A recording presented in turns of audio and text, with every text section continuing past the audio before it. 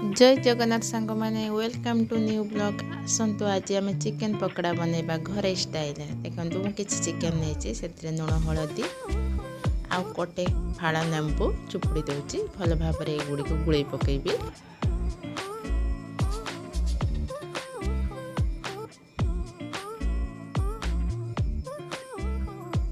तापर लेंबू चुपुड़ी दे ए गुड़ी को मु अध घंटा रेस्ट पाई रखिदेवी।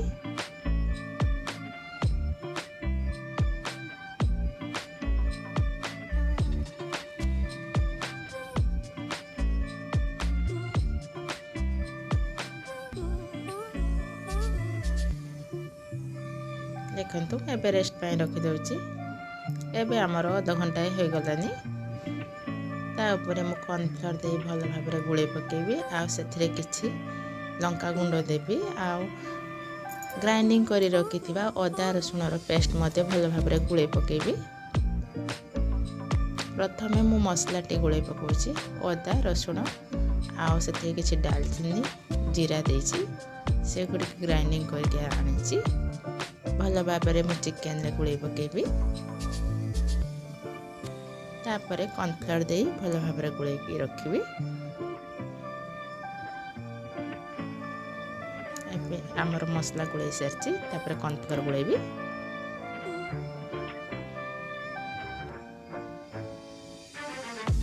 टिके से काश्मीरी मिर्ची देजी कलर पाई।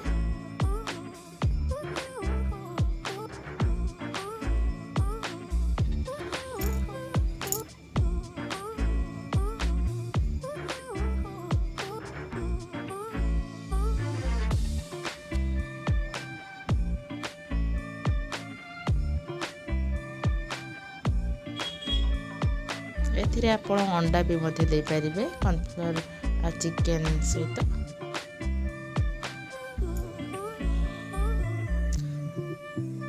एबे हमर तेल कढ़ाई रे तेल गरम करिबा। तेल गरम हो सारानी मु चिकेन गुड़ी को पकाई देबी गोटे गोटे करी।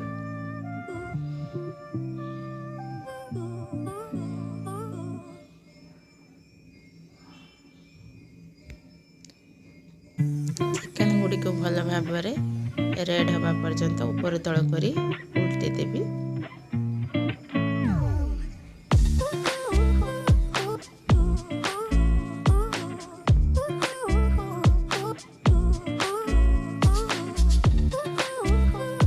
ए पर्यंत मन पकेबा काम सरी ए गुड़ी टिके लागी गला परे मु याको तल ऊपर कर देबी।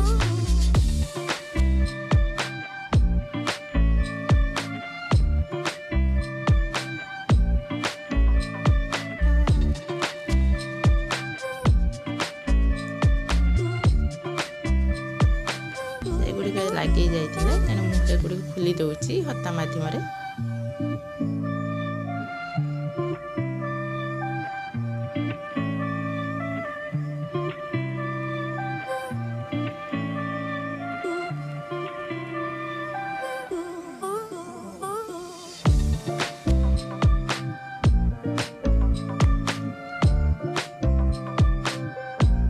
एमती पुणी थे ऊपर तल कर उल्टी देवी।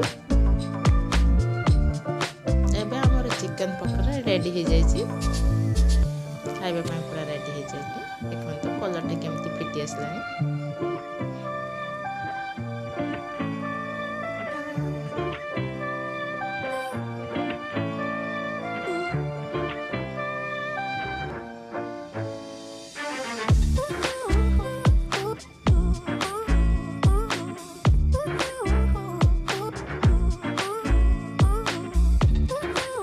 अधिक समय पकाउछि कहीं टिके मसमसिया हेले भल लगे।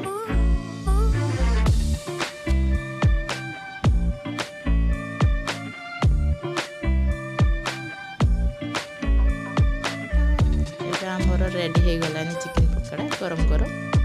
यदि आपण मानक मो वीडियो टिके भल लगी आपण माने कमेंट करी सब्सक्राइब करिवे आम चैनल को सब्सक्राइब करिवे। रोचे जय जगन्नाथ।